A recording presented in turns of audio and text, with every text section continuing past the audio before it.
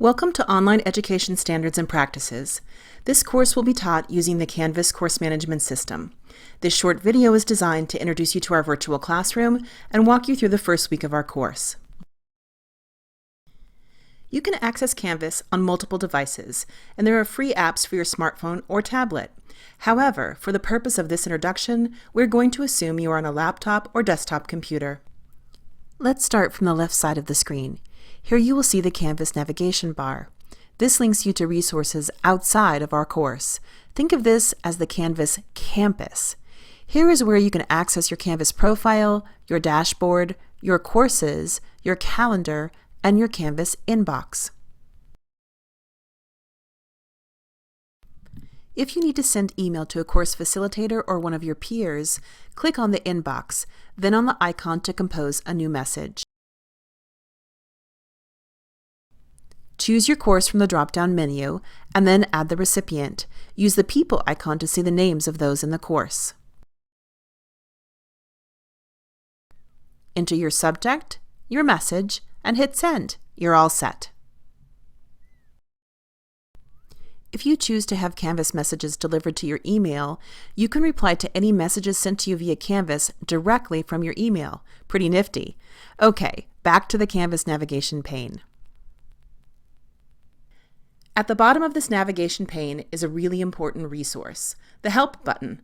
When you click on the question mark, a handy dialog box opens with help options, including a direct path to emailing your instructor and links to the Canvas guides. We'll be exploring the guides throughout this course. For now, let's move back to the top of the Canvas navigation pane and take a quick look at your profile. At this moment, your profile may be feeling a little gray. In our introductory unit, one of your assignments will be to add the you to your profile. We also want to point out that your profile is where you will set your notifications, store personal files, and build your ePortfolio.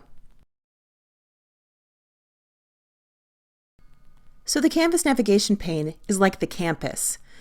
Like your brick-and-mortar schools, there is one campus with many classrooms, right? Your Canvas navigation pane stays the same no matter which course you're in. Next, let's skip to the central pane of the Canvas window, the actual classroom where you can find the course content. Let's step through the content in the orientation unit. In the first week, when you log into the course, you'll be directed to the home page. When you click on the green Start Here button, you are rerouted to the orientation unit, where you will learn important information about being successful in this class. In the orientation unit, you'll learn how to get started in Canvas, and we'll review essential information about the course guide. The units in OESP are designed to be completed chronologically. Use the Next button to move through the resources and activities in order. On page 3 of the orientation, you will find the syllabus for the course, our course guide. You can view the syllabus online by clicking on the magnifying glass logo, or if you choose, you can download the document by clicking on the title or the download icon. Throughout the course, whenever we include a document, you will have the choice between downloading the document or viewing it online. If you download the document, you will need a current version of Adobe Acrobat Reader. We have provided a link for downloading this free software. Throughout the course, you will find we have included many links to resources. Links are indicated by blue text. On page 3, you will also see that some information is hidden. Clicking on the small arrow to the right of the subtitle will reveal the hidden material. Be sure to read all of the material on each page. The next page tells you a little bit about your course facilitators, including their preferred method of contact. On page 5, we introduce you to a few of the Canvas communication tools, including announcements and notifications. Weekly announcements are how we push out information to you. Look for an announcement every Monday, and sometimes midweek as well. Announcements often contain time-sensitive information and feedback or tips on the current project, so be sure to pay close attention to all announcements.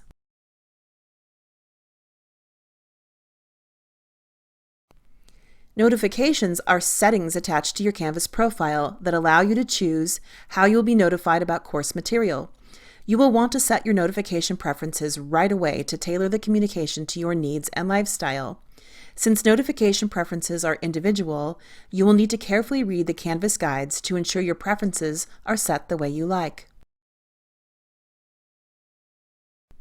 Throughout the course, we provide links to the Canvas guides that are essential to the task at hand. Remember to watch for the blue text, as this signifies a link to a resource. Often these guides provide important information for completing a tech task. Be sure you are opening and reviewing the guides. We usually include them in a special section of the page called Resources. The next page of the orientation includes important information about participating in the course and grades.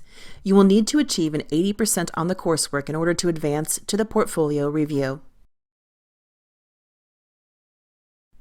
Page 6 includes activities and tips you'll need to start the course on the right foot, sort of like checking your driving skills and your engine before a long trip. As you complete these activities, keep your own students in mind too. How will you ensure they are prepared for your class? Next, we discussed how best to get help when you need it. In emergencies, we encourage you to contact us directly. For questions about the course, however, we encourage you to post your questions to the course Q&A. And if you have a question about using Canvas, don't forget about the extensive supply of Canvas guides. On page 7, you'll shift gears a little. Throughout the course, we use interactive lessons created in SoftChalk. Each lesson begins with a table of contents. To start a lesson, click on page 1. There are several ways to navigate from page to page. For instance, you can use the navigation buttons at the bottom of the SoftChalk page, or you can use the drop-down table of contents at the top of the page. As you work through the lessons, be sure to scroll to the bottom of the page to review all of the material. And don't confuse the Lesson Next Page button with the Canvas Next button, or you may miss several pages. The orientation portion of this week's work closes with a discussion. Read the prompt and instructions carefully and any posts from your peers. To post your contribution, simply click on the Reply button. A text edit box will open. Type in your response and then click the Post Reply button. The discussion uses a standard editing box that allows you to format your text. If you are new to this type of editing, please review the Canvas guide on using the text editor. One final tip. You're going to be sharing a lot of resources with one another. Instead of just typing the URL, make the URL a link.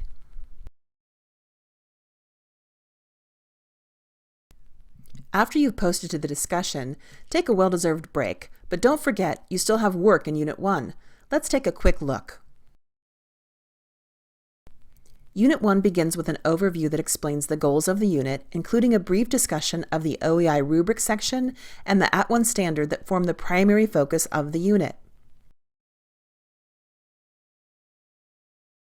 To best understand the unit, be sure to review the information on each tab of the introduction page. In Unit 1, you'll learn about a robust community of online teachers, and you'll begin to form your own personal learning network. The unit introduction ends with a quick to-do list to give you a sense of the work we need to complete each week. Remember, each unit is designed chronologically. We strongly suggest you move through the unit resources and activities in the order provided. The next page in Unit 1 is a lesson on professional organizations in online education. Unlike the self-check lesson in the orientation, this lesson is graded. When you begin the lesson, you will be reminded that you need to click the Finish button at the end of the lesson to automatically send your score to the gradebook. If you don't hit the Finish button, your score will not be entered. After the lesson is your first tech task assignment to edit your profile. When you've completed your profile, be sure to come back to the assignment and submit a statement letting us know your profile is ready for review. Be sure to review the Canvas guides and the grading rubric included in the assignment.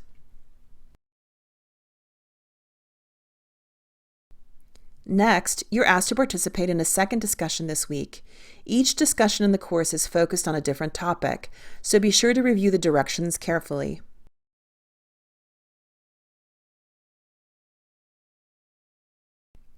Finally, our first week will end with a reflection about the role of professional development. We hope you will have a lot to discuss by then. You're almost ready to get to work in the unit, but we want to show you a few more things about navigating the course. Though each of the units is designed to be completed in order, you most likely won't complete an entire unit in a single sitting. Canvas makes returning to the spot where you left off or navigating to specific places in the course very easy. Let's take a closer look at the course navigation pane. At the top of the course navigation pane is the Home button. This will take you back to the start page of the course. Below the Home button is a link to an archive of all of the announcements.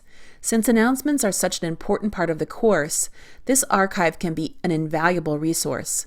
If you think you've missed an announcement or need information from a prior announcement, this is where you would look. Next is the link to the syllabus tool. This is more accurately described as a calendar of due dates, which is really handy. We've also provided a link to the course guide here so that the syllabus link actually has your syllabus. The next link is to modules. If this is a term new to you, think of modules as units. This link takes you to a table of contents for the modules. From the modules table of contents, you can move directly to any open page, activity, or assignment in the course. We have numbered every item in the course to help you keep track of where you are. For instance, the number of the discussion in the orientation is 0.8. When you take a break or end your work for the day, you can note the number where you left off. The module table of contents gets longer and longer and longer as the course goes on. You can collapse a module once it's been completed to make navigating the table of contents easier. Simply click on the small triangle next to the module title. To reopen the index, click on the triangle again.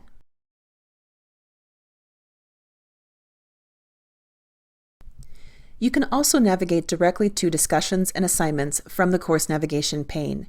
In discussions, the current open discussions are pinned to the top of the page. This is also a great way to get to the Q&A forum or the current week's discussion.